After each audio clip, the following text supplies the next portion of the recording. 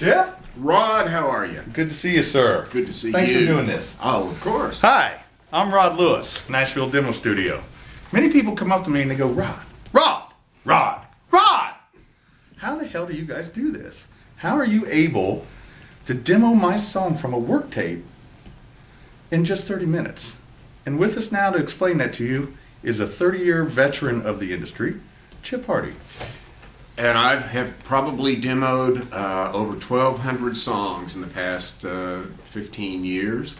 And the process is just about the same every time. The writer has a work demo. The song has been charted out. The band is all looking at the same piece of paper, the same chart as the work demo is playing. After it's played, the band talks about what they could do with it to make it commercial and acceptable for film, television, and pitching. Mm-hmm. Rod also has a sheet of writer notes that were submitted when the MP3 was sent and when the lyric was sent. So with all those pieces of information, then after the band hears the work demo, they go to work in making it a commercially acceptable demonstration recording. And, you know, the pros do it the same way. They do. You've worked, like I said, he's been in this industry professionally for more than 30 years, and you've worked on some great album projects and subsequently the demos for those album projects. Tell us something about that. You know, I produced a project on Loretta Lynn. I've worked on a bunch of George Strait records. I worked on Waylon Jennings records, Reba McEntire, and basically the process, as Rod said, is the same. The band listens to a work demo or to a full demo, whatever they have, and then they take that toward the artist if it's an artist recording. But the whole process, there's time involved, and when you're doing a demonstration, a demo, you can't spend the time on it that you can in a master session.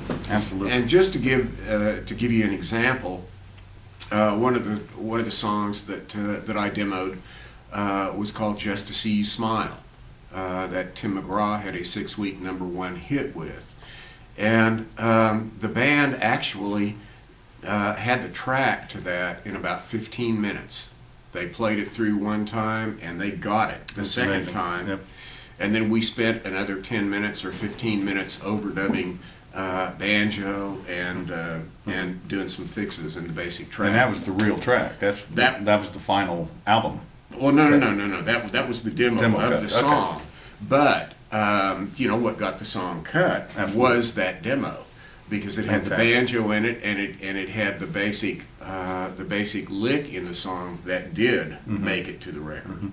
Now, you've also been the head of publishing companies, where you're working with numerous signed writers, you know, the cream of the crop, so to speak. And we all refer to it in Nashville as a slam. Tell us define slam for somebody that might have never heard that term Well, before. a slam session is when you go in, if you're tracking at 10 a.m., and you've got 6 songs to get done between 10 a.m. and 1 p.m., you got to hustle. You've got to get them done. And that requires pre-production, which hopefully with your notes, your MP3s, with Rod having the charts written, and having an idea what direction you want your song to go in and how you want it to finally sound, that it expedites the process. And to get 6 songs in 3 hours, I'm not very good at math, but I think that comes to about 30 minutes per song. It's exactly 30 minutes per song. And for the band to spend any longer than 30 minutes on a track, probably they will be going the wrong direction after that point. Backwards. And it will be losing its commercial appeal at that point, rather than gaining it. the beauty of a demo, and I can't tell you how many times this happened, is that sometimes the master recording never captures that live, spontaneous feel that the demo had. And I can't tell you how many of my demos that I've listened to the demo after the song was cut and listened to the cut and compared them and gone, man, they missed that. Yeah, they just totally missed it. But for that housewife in Omaha, Right. she never heard the demo. Right. So yeah. But that's what you want. That's what you want out of this band and out of this creative process. You want your song to have life. And like I say, after a band has run through something 8, 10, 12 times, there's no spontaneity, They've lost all spontaneity left in yeah, it. so And for a demo presentation, you want that spontaneity. I agree. I think so. Maybe some of the other things, again, what Chip has said is a lot of it's in the pre-production. We try at Nashville Demo Studio to work as much as we can with you up front, sometimes more with others, but with some of the big writers, Jen Aiden and stuff like that, you know, I never talk to her, or very rarely talk to her. And unless the writer, unless the professional writer has something very specific, most of them will basically sit there as the band is running the song down, and they'll make a couple of notes as the band is running through it the first time. You know, it feels like it might be a little fast, Right. or you know, that bridge probably needs to come down in intensity Right. more, or that last chorus needs to be broken down.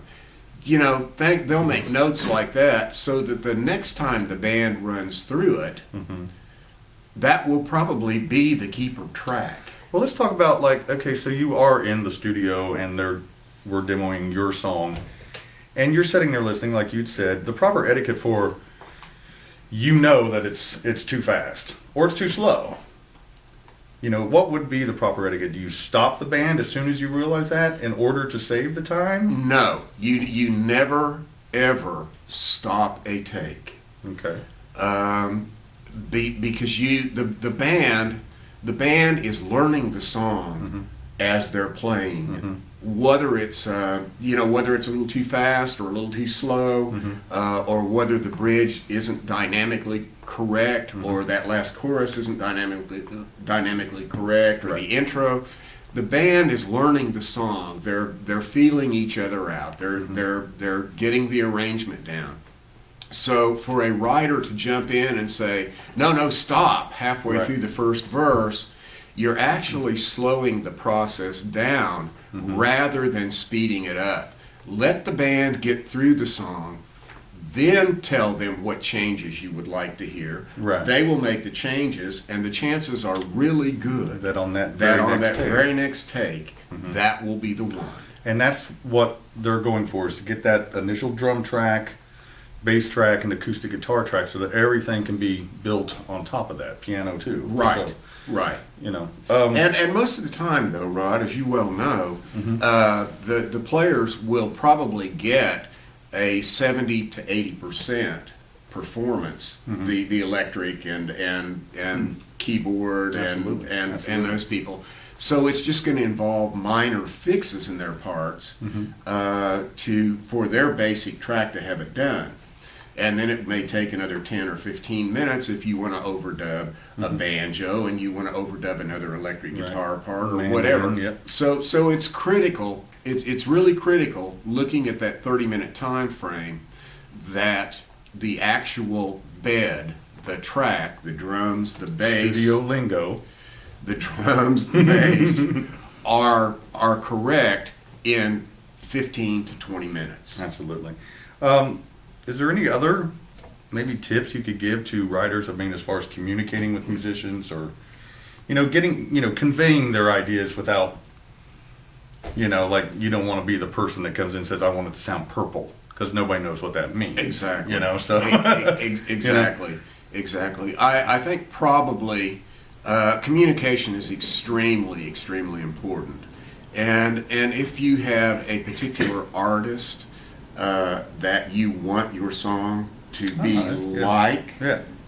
it might be a good idea to include that in the production notes that you send to Ben and that Rod is looking at when he's actually doing the chart, so that he can kind of get a handle on it. Once in a while, though, you have to be careful in doing that, because once in a while a song doesn't really match with the style of an artist that a writer is hearing. That's correct, too. And if that's the case, then sometimes adjustments have to be made on Rod's part, arrangement-wise, chart-wise, to make that song work that way.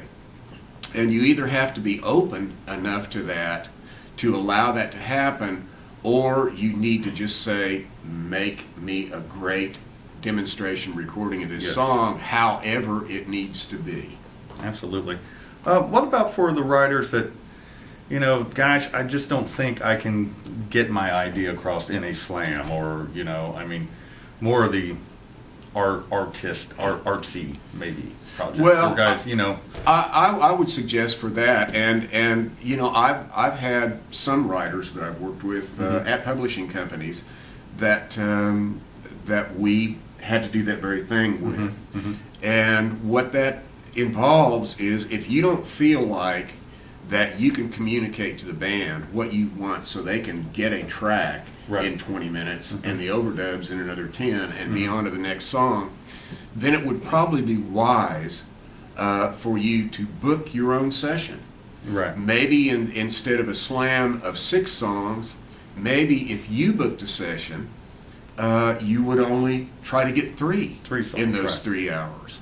That way you could spend another half an hour or so on the song, actually have the players play it down several times, have them come back in the control room here, and continue to talk it down with them until Right. you get what you want. Right. But here again, I have to caution you that in the demo process, spontaneity is a critical thing. And once you've lost that, it's really hard to go back and get it. It would cost a little bit more to do it that way. Yes, yeah, it definitely Which would. is why publishing companies and what Jimmy's trying to do with NDS and stuff is make it a slam, so that it saves everybody. Yeah. Everybody's splitting the cost of the demo session as opposed Exactly. to one person paying for everything. Exactly. Because to get a musician, you got him for 3 hours, and once he's past that moment, That's you owe right. him. You know, That's so- right. Once you pass that 3 hours, then the musicians have to be paid more.